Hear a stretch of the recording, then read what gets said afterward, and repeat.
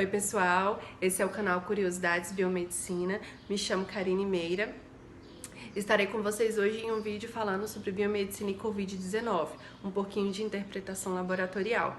E aí eu peço que antes de mais nada não esqueça de se inscrever no canal e curtir esse vídeo para que eu continue me inspirando um pouquinho nesse assunto. Vamos lá?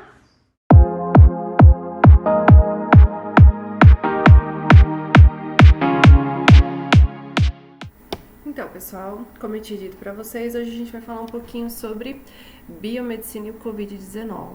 Karine, o que vamos descrever hoje então? Hoje a gente vai entender um pouquinho das questões de interpretações laboratoriais frente aos testes que a gente está fazendo, a identificação, para saber se estamos ou não com o vírus, né? Então, eu acho importante a gente saber como estou contaminado. Como que eu posso saber disso?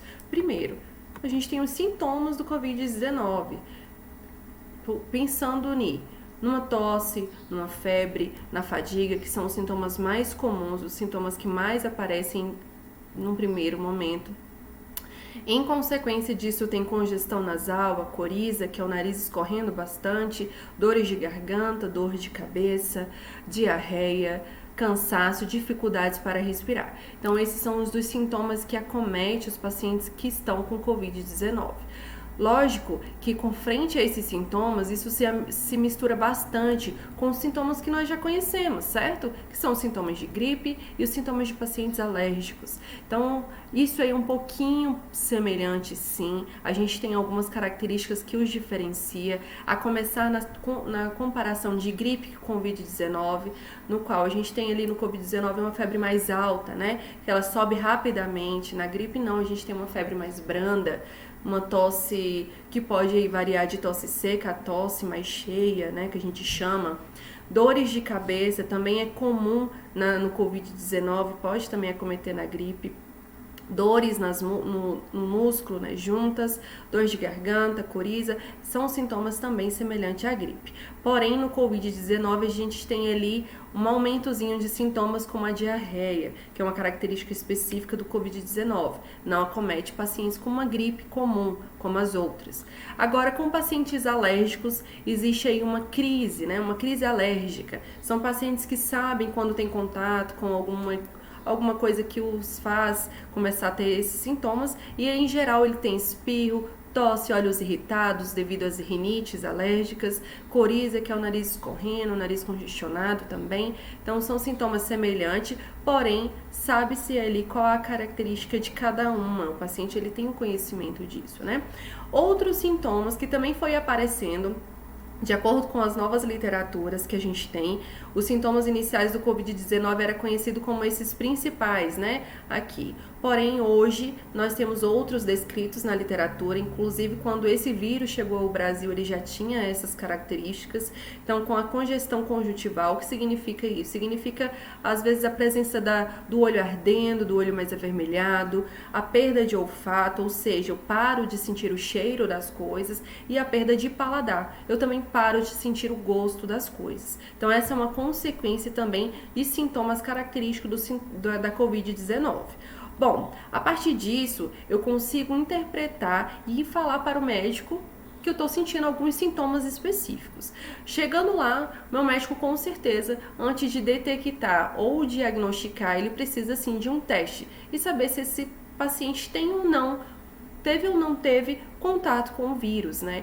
Um teste no qual você sabe se você é reagente ou não reagente. E agora, quais são esses testes? Os testes mais comuns que estão aí no mercado, que estão sendo realizados pelos principais laboratórios, inclusive os laboratórios do nosso sistema, é o teste molecular, que é o teste padrão ouro, que a gente chama hoje, né? Ou seja, Karine, o que significa padrão ouro? É o teste mais identificado no momento para se ter um resultado com mais chance de ser certo, né? Ou seja, se ele é positivo, mais chance de estar positivo, ou se ele é negativo, mais chance de estar negativo. Por quê? Porque nesse teste, que é um teste molecular, ele é um teste de reação em cadeia de polimerases. Eu tenho ali um vírus no qual eu consigo identificá-lo, ou seja, eu tenho o vírus do coronavírus e esse vírus esse teste é capaz de identificar a presença desse vírus no meu material, né? Então ele consegue ali através de algumas reações, identificar o vírus, ampliá-lo e consegue então saber até a quantidade que tem desse vírus no nosso corpo. Bom, esse teste, utiliza-se para fazer a avaliação desse teste, secreções das vias respiratórias ou também sangue, mas nesse momento utilizamos aí secreções das vias respiratórias. Qual é o tempo estimado para o resultado desse teste? É de 6 a 8 horas ou 4 horas, dependendo do tipo de PCR qual é utilizado, ou seja, dependendo do tipo de reação em cadeia de polimerase que é identificado. Qual é o melhor período para a detecção? Vai em torno aí de 3 a 7 dias a partir do momento dos sintomas, ou seja, não é a partir do momento que você teve contato com aquele seu colega que estava com coronavírus, não, é a partir do momento que apresentou os sintomas. Apresentou-se os sintomas, você começa a contar e aí então esse teste vai ter mais viabilidade. Tá bom? Então vamos lá, é um teste que é o mais conhecido, eu acho que vocês já assistiram isso na TV várias vezes, como que é feita essa coleta, então é um teste comum, né? Ele é utilizado, já era utilizado anteriormente ao novo coronavírus, então a gente utilizava ali para identificar quais eram os tipos de vírus que acometia algumas gripes. Então são grandes cotonéis que nós damos o nome de swab, ele é um swabzinho, no qual é introduzido no nariz até alcançar a nasofaringe, lá dentro, lá pertinho da garganta. Então essa coleta é realizada, esse material é levado ao laboratório. Lá no laboratório a gente costuma dividir esse material em duplo material, ou seja, em 2, e um é armazenado para realizar uma contraprova e o outro vai ser guardadinho. Então, que é onde a gente vai fazer a nossa análise. Essa análise então é feita no laboratório, na qual essa etapa ela é feita através de utilizações de pequenas iscas que buscam o material genético do vírus dentro da mistura, ou seja, é como se eu fosse atrás desse material genético, identificasse ele, amplio ele e eu consigo ali fazer várias cópias, identificando ali a quantidade até do material genético que tem desse paciente, ou seja, desde esse momento de coleta até o momento final de liberação, demora em cerca de 48 horas. Então, alguns laboratórios dão até 5 dias para a entrega desse resultado. Caso o resultado dê positivo, eles precisam realizar a contraprova, né? Então, isso demora um pouquinho mais. Bom, os diagnósticos de COVID, como eu disse para vocês, além dos testes moleculares, existem também testes imunológicos, que são testes rápidos, são aqueles que estão realizando, né, na maior parte das vezes pelos profissionais de saúde na rede, são os testes rápidos. Esses testes rápidos, eles podem ser diretos ou também podem ser indiretos. Qual é a diferença, Karine? Os testes rápidos diretos, eu tenho ali anticorpos produzidos a partir de fragmentos de proteínas da superfície do vírus, ou seja, o corpo tem a presença de anticorpos, né, que foi produzido contra o vírus, contra os fragmentos das proteínas do vírus, e eu consigo, através disso, identificá-lo, esses anticorpos. Eles utilizam também secreções das vias respiratórias. Qual é o tempo estimado para esse resultado? Em torno aí de 15 minutos, por se tratar exatamente de um teste rápido. Qual é o melhor período de detecção? Então, a gente dá aí um período um pouquinho melhor, que é a partir de 5 dias ao 15º dia do início dos sintomas também. Não se esquecendo que isso conta a partir do início dos sintomas. Outro teste, como eu disse para vocês, é o teste rápido indireto. Ele é um pouquinho diferente. Esse teste ele utiliza proteínas dos vírus para a detecção de anticorpos IgG e IgM do paciente, através tanto das secreções das vias respiratórias, quanto também do sangue ou plasma do paciente. O tempo estimado também gira em torno de 15 minutos, por se tratar de um teste rápido, e o melhor período de detecção é após o 7º dia do início dos sintomas. Hoje, então, a gente tem aí um prazo a partir do 7º dia para início de uma resposta imunológica contra o vírus. Então, basicamente, essa é a diferença. Eu consigo mostrar para vocês também outros testes imunológicos, como o ELISA. Esse ELISA é um ensaio de imunoabsorção enzimática. Ele realiza a identificação dos anticorpos IgG e IgM, ou seja, os anticorpos que o nosso corpo produz, no sangue do paciente, permitindo aí a triagem de pessoas que já tiveram a doença e o controle da disseminação da doença. A diferença desse teste imunológico é que ele não é um teste rápido, ele é um teste mais elaborado, ele é um teste mais aprimorado e ele tem um resultado melhor, ou seja, tem uma sensibilidade melhor para esse teste. Em torno aí de 24 horas para um tempo de resultado a partir do momento da coleta e também o melhor período de detecção após o 7º dia de início dos sintomas. Bom, então, Karine, qual a diferença, e agora eu tô confusa, do teste molecular, que é o teste PCR, e o teste rápidos, e os testes de imunológico, né? Esse é o nome mais utilizado. Então, qual é essa diferença? Eu quero entender um pouquinho mais, porque ficou um pouco mais solto isso. Então, o teste de PCR COVID-19, que é o teste molecular, é uma técnica de diagnóstico de referência para detectar o vírus, inclusive nos estágios iniciais, aquele com uma carga viral um pouquinho mais baixa. Já no teste de imunoglobulinas, ou seja, que identifica o IgG ou IgM, eu tenho nos estágios finais para se detectar se existe a imunidade frente ao vírus, ou seja, eu tenho a partir ali do 7º dia de contato com o vírus, é quando o nosso corpo começa a produzir alguns anticorpos, tanto IgMs quanto IgAs e IgGs, na defensiva, ou seja, quando o meu corpo começa a reagir a esse vírus, começa a produzir então anticorpos contra ele. E aí nesse teste ele apresenta esses anticorpos. Bom, então essa é a diferença. Outra diferença que a gente pode também observar, e eu acho interessante, eu trouxe esse gráfico exatamente para poder tirar algumas dúvidas de muitas pessoas que vinham me questionar e ficavam na dúvida na hora de interpretar o próprio resultado, às vezes de mostrar para o médico dizer uma coisa, eles ficarem na dúvida ainda. Então, assim, esse gráfico é bem interessante. Eu tenho aqui no eixo X e no eixo Y, o meu eixo Y fala ali da positividade e o meu eixo X fala dos limites de detecção. Então, os dias desde o início dos sintomas, desculpa. Então, eu tenho aí para vocês terem uma noção que o meu ponto zero é o início dos sintomas. Nesse ponto zero, eu começo a ter ali um aumento do vírus, né? Ele é essa setinha verde, ele é essa linhazinha verde, linhazinha verde, que é onde é detectado através do PCR, que é o teste molecular. Então, a partir ali do dia zero é quando eles começam a aparecer. Depois, passou-se antes ali um pouquinho do 5º dia, a gente começa a apresentar os anticorpos IgM e IgA. Esses anticorpos começam a apresentar ali um pouquinho antes do 5º dia, né? Mas eles crescem e ficam melhores ali perto do 7º dia, 8º dia.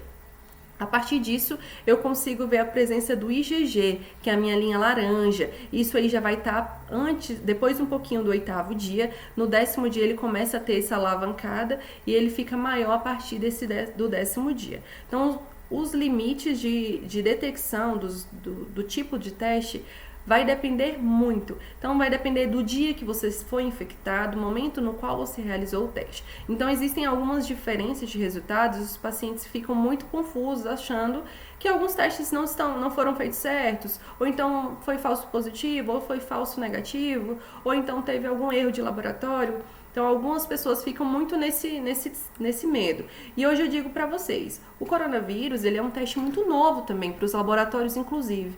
E eu acho que nesse momento a gente consegue entender que existem algumas dificuldades de interpretação desses resultados, sim, mas de acordo com os resultados que já obtivemos desde fevereiro para cá, isso já está sendo bem elucidado, a gente já está conseguindo levar aí algum diagnóstico bem interessante. Bom, eu trouxe para vocês aqui uma imagem no qual mostra a diferença, né, o que acontece se o resultado for positivo no PCR, ou seja, o paciente tem o vírus, está com o vírus naquele momento, e se o teste rápido for positivo, significa que o paciente foi infectado ou ele só criou anticorpos para o vírus e ainda não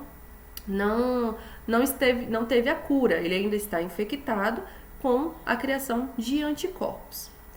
Bom, então eu trouxe aqui as diversas possibilidades de resultados em um laboratório, como eu interpretar isso. Então, eu acho importantíssimo isso para vocês. Por exemplo, eu tenho meu teste molecular dando positivo na minha primeira linha, o IgM e o IgG negativo como sorologia. O paciente ele pode estar na janela do período de infecção, ou seja, naqueles dias iniciais onde eu ainda não tenho resposta imunológica, onde eu ainda não tenho a produção dos meus anticorpos.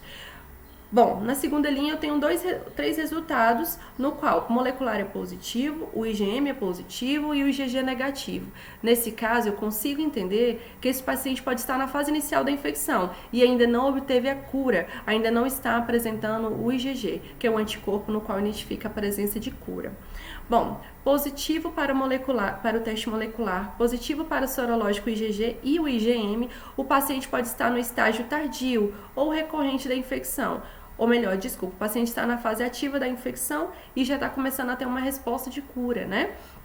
Se eu tenho um resultado positivo para o teste molecular, um resultado negativo para o IgM e um resultado IgG positivo, eu posso pensar no seguinte: esse paciente já está obtendo uma cura, porém está com uma infecção recorrente, ou seja, ele está tendo novamente a presença de mais vírus.